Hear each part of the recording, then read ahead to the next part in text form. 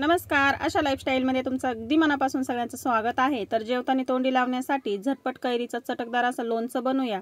तर बघा इथे मी 10 ते 12 कैऱ्या घेतलेल्या आहेत। तर कैऱ्या आता आपल्याला स्वच्छ अशा धुवून घ्यायच्या। त्या कैऱ्या जास्त आंबट नसतात, तर खायला खूप छान लागतात। पण आपण मस्त असं याचं लोणचं बनवूया। हे लोणचं जर बनवलं तर 1-2 महिने खराब होत नाही।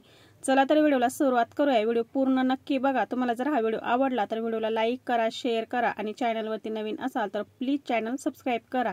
तर आपण आता एक भांड्यामध्ये पाणी घेतले। सगळ्यात अगोदर आपल्याला कैऱ्या स्वच्छ अशा धुवून घ्यायच्या आहेत। कैऱ्यावरती चीक असतात, धूळ माती असती, तर कैऱ्या अगोदर आपल्याला स्वच्छ अशा धुवून घ्यायच्या आहेत। तर बघा तुम्हाला जर वेळ असेल तर अर्धा 1 तास तुम्ही अशा पाण्यामध्ये सुद्धा ठेवू शकता किंवा मग लगेच हाताने चोळून ह्या धुवून सुद्धा घेऊ शकतात। तर कैरीला चीक असतो तर अशा पद्धतीने चोळून ही आपल्याला कैरी स्वच्छ अशी धुवून घ्यायची। या पद्धतीने लोणचं बनवून तुम्ही 2 महिने हे लोणचं स्टोअर करून ठेवू शकता। लोणचं अजिबात खराब होणार नाही। तर बघा आता कैऱ्या आपण संपूर्ण स्वच्छ अशा धुवून घेऊया आणि धुवून झाल्या की एक कापडावरती काढून घेऊया। तर संपूर्ण कैऱ्या मी व्यवस्थित अशा स्वच्छ धुवून घेतल्यात। 1-10 मिनिटं मी अशाच पाण्यामध्ये ठेवल्या होत्या। आता कपड्यावरती आपण ह्या कैऱ्या काढून घेतल्या आणि कोरड्या करून घ्यायच्या। याच्यावरती आपल्याला अजिबात पाणी ठेवायचं नाही, तर कपड्याने व्यवस्थित अशा कोरड्या करून घेऊया। तर संपूर्ण कैऱ्या आपण कपड्याने स्वच्छ अशा करून घेऊ, कोरड्या करून घेऊ आणि फॅन खाली ठेवूया 5 मिनिटासाठी। तर संपूर्ण कैऱ्या बघा इथे मी कपड्याने कोरड्या करून घेतल्या। त्याच्यावरती अजिबात पाणी नाही, फॅन खाली ठेवले 5 मिनिटासाठी। संपूर्ण सुकलेले आहेत, सुकून घ्यायचे पूर्णपणे। याच्यावरती अजिबात पाणी ठेवायचं नाही। आता कैरी आपण कट करून घेऊया। तर दोन्ही साईडने अशा पद्धतीने कट करून घ्यायची आणि याचा मधोमध असा आपल्याला कट करून घ्यायची। तर बघा याच्यामध्ये छोटीशी कुई निघलेली आहे, तर ही काढून घेऊया।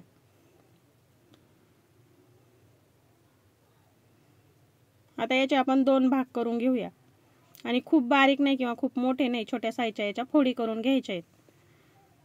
तर बघा या पद्धतीने इथे मी फोडी करून घेते। अशा पद्धतीने तुम्ही याच्यापेक्षा जरी छोट्या हव्या असल्या तर छोट्या सुद्धा तुम्ही करू शकता।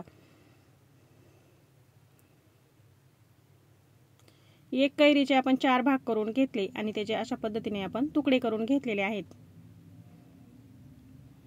आता संपूर्ण कैऱ्या आपण याच पद्धतीने कट करून घेऊया। तर बघा संपूर्ण कैऱ्या इथे कट करून झालेल्या आहेत आणि त्या संपूर्ण कैऱ्यांमध्ये जे घेतल्या होत्या त्याच्यामध्ये थोडेशा 1-2 कैऱ्या अशा हलक्याशा लालसर निघल्या, तर मी त्या सुद्धा घेतलेल्या आहेत। तर बघा आता संपूर्ण कैऱ्या कट करून झाल्या, त्याच्यावरती मसाला घालून घेऊया। तर लाल तिखट घालून घ्यायचे। तर जवळपास इथे मी 2.5 चमचे लाल तिखट घालून घेतले। पाव चमचा आपण आता याच्यामध्ये हळद पावडर घालून घेऊया। तर हळद पावडर घालून घेतल्यानंतर आपण आता याच्यामध्ये मीठ घालून घेऊ।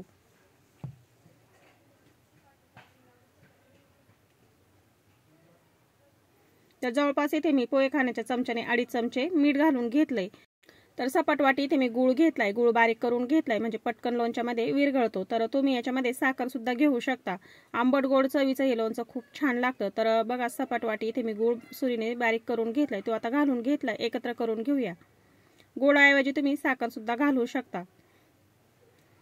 तर संपूर्ण जिन्नस आपण आता छानपैकी एकत्र करून घेऊया। तर तुम्ही बघू शकता मसाले घातल्यानंतर मस्त कलर आलेला आहे। याच्यामध्ये आपण अजून काही साहित्य घालणार आहे। खूप चटपटीत असं हे लोणचं तयार होतं आणि बनवायला आपल्याला जास्त वेळ लागत नाही। 1-2 महिने टिकतं हे लोणचं आरामशीर। जेवताना तोंडी लावण्यासाठी खूप छान असं हे चवीचं लोणचं तयार होतं। आता याला पाणी सुटतं, आपण 10 मिनिटासाठी असंच ठेवलं होतं। तर बघा गूळ विरघळलेला आहे, लोणच्याला हलकंसं पाणी सुटलेलं आहे। पुन्हा हे एकत्र करून घ्यायचंय। तर बघा एकत्र करून घेतलंय, हलकंसं पाणी सुटलंय, गूळ देखील विरघळलेला आहे। गूळ आपण बारीक करून ठेवला होता।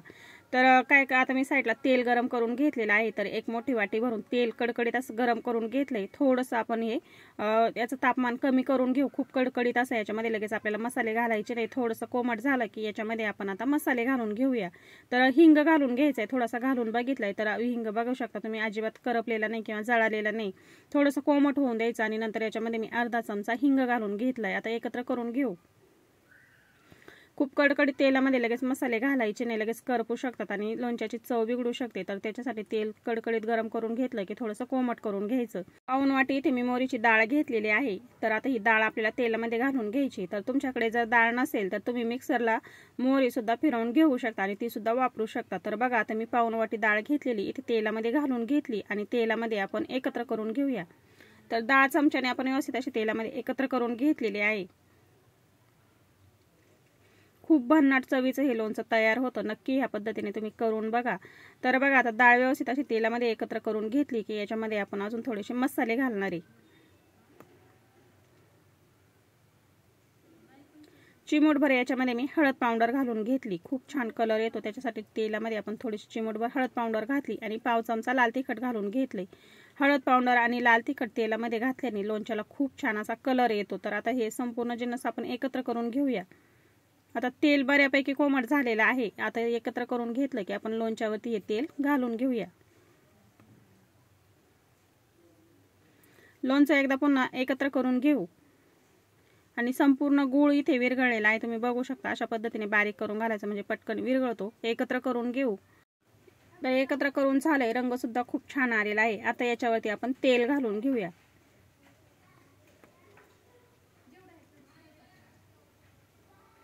तेल आता इथे चांगल्यापैकी कोमट झालंय। आता हे तेल आपण या लोणच्यावरती घालून घेऊ। तर संपूर्ण साहित्य आपण इथे लोणच्यावरती घालून घेतले। एकत्र करून घेऊ।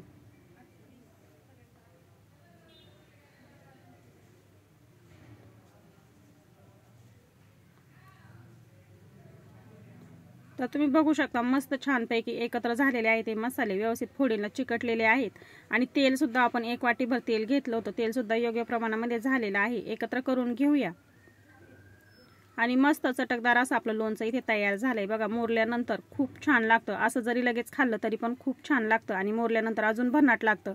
एकत्र करून घेऊया। रंग बघू शकता, घातलेले मसाले सुद्धा आपले एकदम परफेक्ट झालेले आहेत। तर अशा पद्धतीने आपलं चटकदार लोणचं इथे तयार झालेलं आहे। जेवताना तोंडी लावण्यासाठी ताटामध्ये जर अशा पद्धतीचं लोणचं असलं तर नक्कीच 2 घास तुम्ही जास्त खाणार। तर बघा अशा पद्धतीचं चटपटीत असं आपलं लोणचं इथे तयार झालेलं आहे। 1-2 महिने आरामशीर टिकतं हे लोणचं। हवा बंद बरणीमध्ये भरून ठेवायचं, काचेच्या बरणीमध्ये, आणि फ्रीजमध्ये ठेवून द्यायची बरणी। अजिबात लोणचं खराब होत नाही। तर बघा आपण याच्यामध्ये तेल जे घातलेलं आहे, तर हे लोणचं संपल्यानंतर, ह्या फोडी संपल्यानंतर पुन्हा कैरीच्या फोडी याच्यामध्ये घालू शकता। तर बघा मस्त असं आपलं लोणचं चटकदार तयार झालेलं आहे। तर अशा पद्धतीने लोणचं नक्की बनवून बघा। घरामध्ये सगळ्यांना आवडेल, लहान मोठ्यांना, मुलांना तर फारच आवडेल अशा पद्धतीचं लोणचं। तर बघा चटकदार असं एकदम सोप्या पद्धतीने झटपट तयार होणारं लोणचं आपलं इथे तयार झालेलं आहे। तर हे लोणचं बनवायला आपल्याला अजिबात जास्त वेळही लागला नाही, जास्त मेहनतही घ्यावं लागली नाही आणि खूप जास्त काही साहित्य देखील आपण याच्यामध्ये घातलेलं नाही। तर मस्त असं लोणचं आपलं इथे तयार झालेलं आहे। मुरल्यानंतर हे लोणचं खूप छान लागतं। आता हे मी असंच झाकून ठेवणार आणि नंतर काचेच्या बरणीमध्ये भरून फ्रीजमध्ये ठेवणार। 1-2 महिने आरामशीर टिकेल। तर अशा पद्धतीचं लोणचं तुम्ही देखील नक्की बनवून बघा। आजचा व्हिडिओ कसा वाटला मला कमेंटमध्ये नक्की सांगा। तुम्हाला जर हा व्हिडिओ आवडला असेल तर व्हिडिओला लाईक करा, शेअर करा। आशा लाईफस्टाईल चॅनलवरती जर तुम्ही नवीन असाल तर प्लीज चॅनल सबस्क्राईब करायला विसरू नका, म्हणजे मी अपलोड केलेले व्हिडिओ तुम्हाला लगेच बघायला भेटतील। वेळात वेळ काढून व्हिडिओ बघितल्याबद्दल अगदी मनापासून तुम्हा सगळ्यांना धन्यवाद।